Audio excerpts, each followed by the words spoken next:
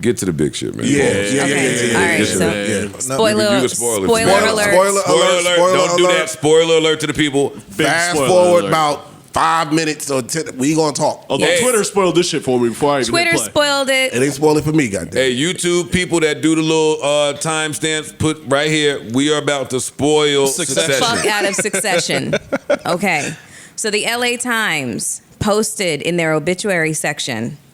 That was fire too. That was super fire. The New York Post as well. They followed the LA Times lead. Whoa. Logan Roy dead at 80. Media mogul dies at 84 years old. At 84 years old. They didn't The LA follow their Times. lead. It's probably under the same instruction from the same ownership. Same ownership. Don't try to do that. I heard it. Take your You LA in New ass York over now. here. you in You New York now. Watch yourself. Act like it. No, Sis. all I'm saying is that LA, Hollywood is the industry. And so that's why it made sense for the LA Times to do something like that. They filmed that out here, though. You heard. Talk part. Talk to him. It's a New York show. Anyways, Succession, episode 3 of the final season. Logan Roy. And his whole empire's in New York, right? Everything. Yes, Yeah. yes. Everything's New York. It's a New York show. based. Yo, don't bring up LA again in this Yeah, topic. ever. Unless it's weather. And ever. Okay. Anyways, Pilates. the whole episode is devoted to did Logan Roy die? And the way that they shot this shit was so stressful that I don't know. Like I was blown away by the bravery of killing him off in the 3rd episode. That shit was wild to me. That was such an incredible decision to make because there's still seven episodes left to go. Yeah. To me, it made the most sense. After the initial shock, Yeah. and I'm gonna let y'all take it away. Yeah. But yeah, I imagine that now they can close up stories. They can it's called finish some Succession. stories. Yeah. So They have to kill him early so we have to can get get to to. Succession. See who succeeds him in running This- it. We got more story to get to. This was literally the visual I had was just chum for the sharks. And now the feeding frenzy's really gonna happen because Logan Roy, even though he was like callous and fucked up and absentee parent or abusive, whatever the case is, he was actually the glue that held everything together. He was. And so now that he's dead, it is every man for him fucking self. Feast or famine. Total feast or famine. And shit's about to get super real. I'm off. Like I never watched. So all right. With Succession, after each episode airs, they do like this little talk with the cast and the directors. I've never watched that shit. Oh, I love that shit. They used to do that for Game of Thrones. Thrones. Yeah. I never watched that shit. I I don't watched want to hear the real accents.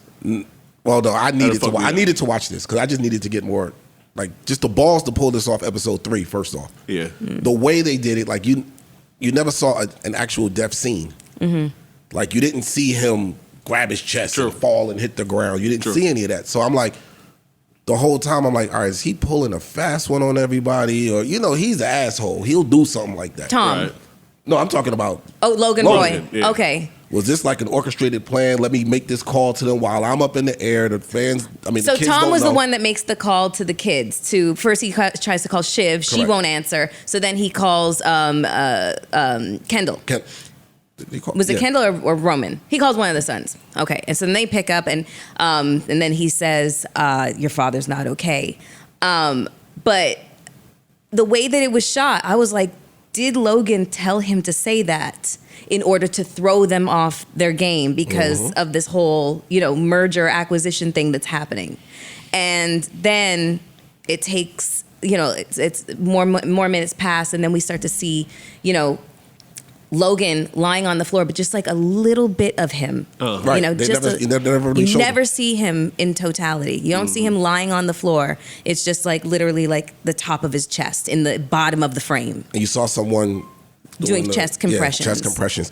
But the director, I forget the gentleman's name, but he explained I think it. his He name was Mark like, McLeod or some shit like he was that. explaining how it was intentionally done this way because they wanted to focus more on everyone's reaction to the death than the actual death itself. And they bodied the realism of all of it. Yes. And he was saying in today's times, this is how a lot of people are dealing with death. Yeah. You're not there for it. You're getting a phone call and it was just, I just talked to that person an hour ago. You're getting a phone call and it just happened. So it made it so much just real. It really did. They killed this shit. I'm telling you. I watched this episode 4 times. My favorite part in the realism part, and it was like it was 30 seconds, is when they were all like recapping what happened. Mm-hmm. They're like, yo, he called me first, then I went looking for you and went looking for you. Like, that's what we do when something traumatic happens, is we sit around and after we're over the initial grief, we recap ad nauseum what just happened. And watching Roman completely like unravel, but being delusional, everyone else is kind of already, I don't want to say processed, but accepted, hey, he might really be gone. And he's like, no. They haven't announced anything. They haven't announced anything. We need a doctor on him. No, what are you guys talking about? He's not gone, though. He's not gone. And that's a real emotion that people go through. It's like, no, they just, especially for miracle, somebody like him. That miracle is still coming. Like him. But then the other two things that I really thought was really incredible was just to see the color kind of drain out of certain people's characters' faces, because they realized that the one thing that was keeping them tethered to this world, which was Logan Roy, that means Tom, that means Cousin Greg, that means Carrie, the girlfriend, he's not there anymore. So you're kind of irrelevant, you know? Yeah. And you can see they're literally trying to scramble inside their heads, like, what role do I play here anymore? And exactly, where can I find my value? You know, that shit was like mind-blowing. And then the crazy part was watching how the business of death instantly became the most important thing. Like, to the point where Shiv was like, can we have them just like keep the plane in the air rather than have it land and them have to confront what his death actually means for the markets. Even that conversation was great, because then you watch Kendall immediately like just take control. Like he talked to her and he's like, well, wait a minute, listen, everything we say and do now will be heard at SEC meetings, in congressional hearings. So you're saying keep that plane in the air. We can't do anything that's going to leave room for interpretation to make it look like we were, we did something wrong here. And also to understand that the people that are on that plane right now, they're about to become our enemies. Yep. Like all even these, them on the plane sitting there saying, hey, look, whatever statement come, we need our names in it. We need to be addressed by name. Like, everybody starts to play the, all right, now I got to look out for me card. Tom was like, make sure everyone knows I was ready to decide or some shit. I was here. Yeah. Bro, could you imagine that type of feeding frenzy? Power. Oh. Like, we all starve to be, not starve, but we all bust our asses to get to a certain level financially and a certain level of success, a certain level of freedom, opportunity, et cetera, et cetera. Could you imagine when it comes to your kids not having an opportunity to grieve, but they got to start playing strategic games now? Stock market games. You know what I'm saying? Like, yo, the SEC is going to interview us, and what we say is going to affect our conglomerate that my father has built. Like, that's nuts to me. Yeah.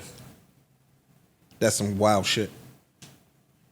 Like, just imagine you was up $10 billion, $30 billion, $50 billion. What your baby moms would do, what your son would do. You know what I'm saying? Like, that shit is crazy, B. They don't even get a chance to process that their father's gone. The whole patriarch of this family is gone. We got to start playing strategic games. Crazy. Even little things where they're talking about, we have to draft a statement. And we're like, well, they didn't ask the kids' input because you're estranged.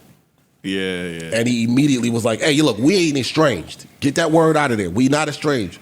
We just all talked yesterday. Yeah. So y'all don't know that. So the control of the narrative became like the most important factor. Who releases the statement? Who writes it? Who delivers the statements? Y'all can't tell the whole episode. I'm sorry. This shit was just that good. It was just so good. I covered my ears 14 times. I was like, this is my How many times do you want people to hit the 15-second button? I told them to skip minutes. Don't even do the seconds. My bad, but I covered my ears 5 times, man. It's been a long time since one episode did that. Neutral button.